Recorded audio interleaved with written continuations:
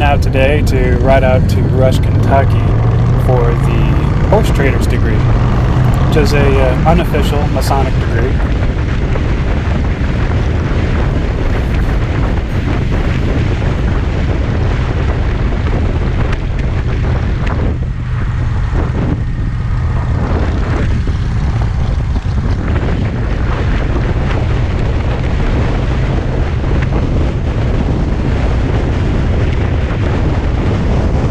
So I had left my house in Columbus and headed out to Plain City, met up with one of our brothers there, then we headed out to Xenia, Ohio. We were supposed to meet up with a few other brothers to go down to the degree work, but only one person who actually organized the trip was there in Xenia, so it was really just the three of us that went out, but you know, it doesn't really matter.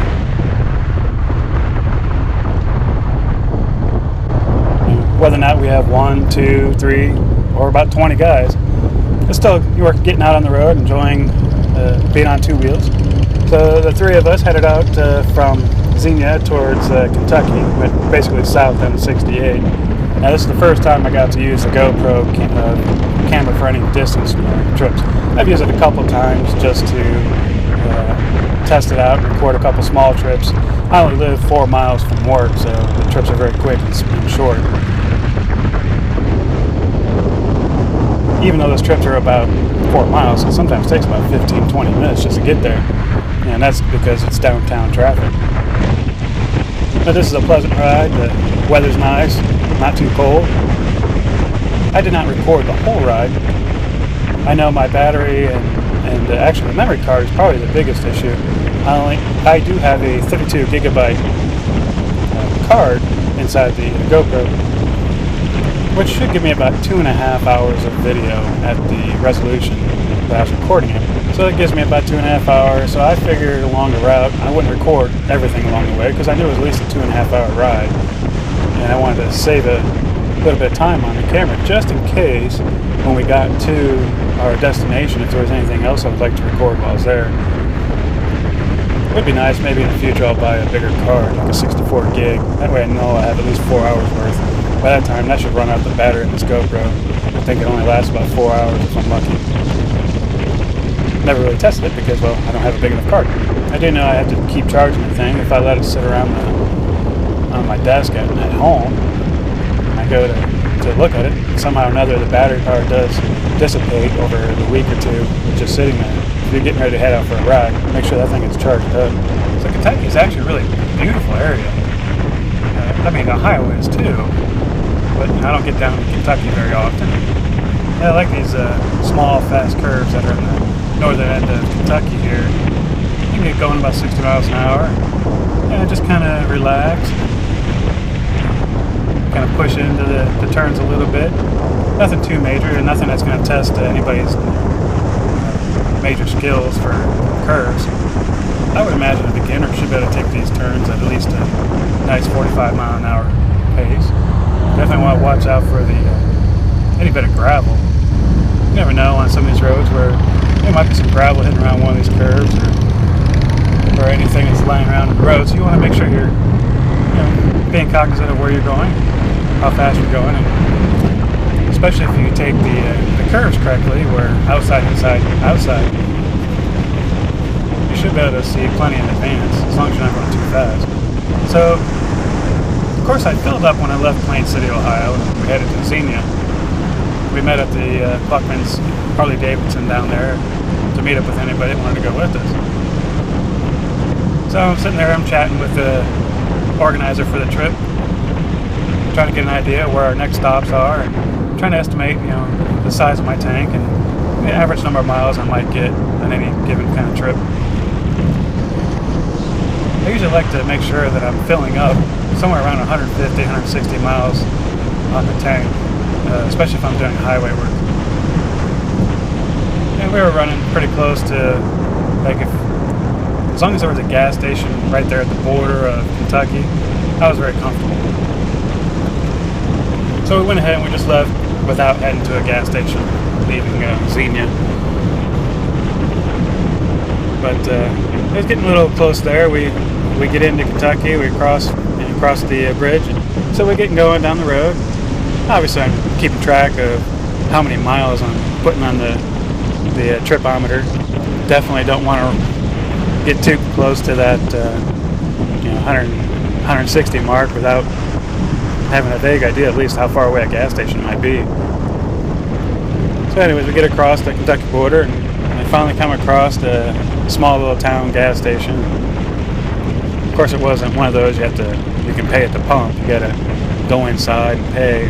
I didn't feel like wanting to deal with having to try to guess how much fuel I need to put in the tank. And so anyways, I go in, I get a drink, and I put a difference of the amount on in cash and say, okay, put that on the pump. Of course, I wasn't really paying attention. I was thinking of how many miles or how many gallons I want to put in the tank, and not how much that would cost. So I ended up only putting about a gallon to gallon and a half of fuel when I really meant to put about 3 gallons. So I guess a little bit of frustration because I don't normally get to pay cash at the counter for my gas prior to even pumping. Most places I'm used to, I can pump and then go pay, or at least pay with a credit card outside at the pump. So I didn't quite put as much in there as I wanted to, but I figured it would be enough to get us down to the next gas station. Anytime I put a gallon in, it's good 50 miles for the tripometer. So I figured I'll just keep track of that, keep an eye on it. So this is actually fun right here. So I noticed Curtis heads out first, goes around the car, and so I start to head over and realize there was traffic coming on us the other direction. So I had to get back over. So Gene and I were waiting for the cars to come by, and I'm glancing up ahead, watching for Curtis, making sure that he sees us and lets him know that we're not through yet. And I see Curtis hanging out in the opposite lane of traffic. Like, oh, that must be a hint. That's got to be a hint. So I just hit it. Now, I know I didn't have a whole lot of gas left, but I figure I haven't hit the reserve yet, so we got to be pretty good. So I'm keeping this in the back of my mind the whole time, the whole trip. How many more miles do I have? I know if I have to reach down and hit the reserve switch, and that'll get me at least another 20 or so miles. So went past up Gene and heading on past the car. Of course, I'm looking back, keeping an eye on Gene, making sure he's getting around. He gets around okay. So the conversation was with the rest of the group is, if I have to reach down and switch over that reserve, I just go ahead and get ahead of everybody and let them know I'm getting fuel at the next stop. Pointing at my tank, pointing at the gas station, pointing at the tank.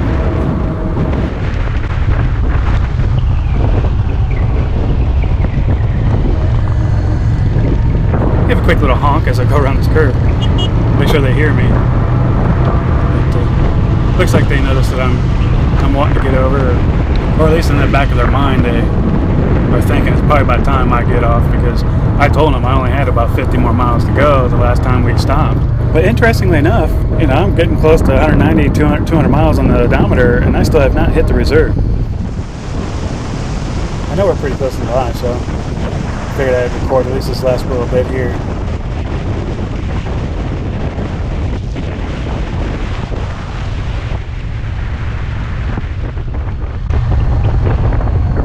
Yeah, this actually just being a 650, it does get up and it goes. I'm about 5'9", easily 250 pounds, maybe a little bit more.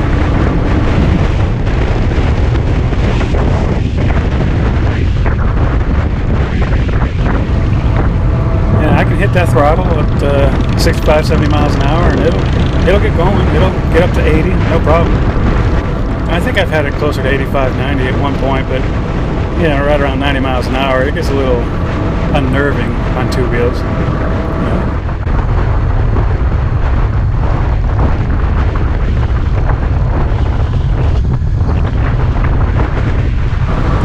I am a newer rider, so even though I was, riding when I was in the 20s, I took about a 20-year break from actually riding a motorcycle.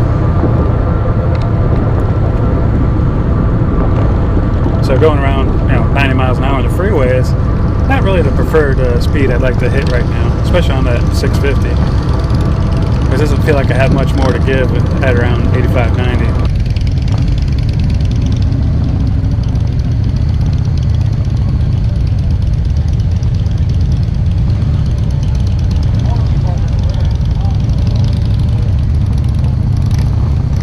It looks like there's quite a few people here, especially being the day before Easter. I figured a lot more guys would be home.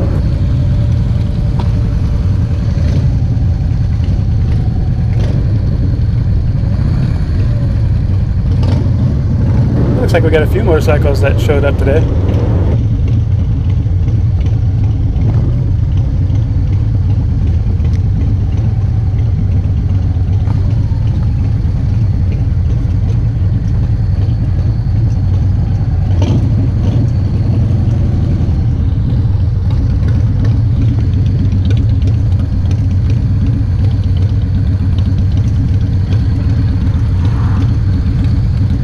Thanks for watching, and as always, if you like this video, make sure to click that button and subscribe to the channel.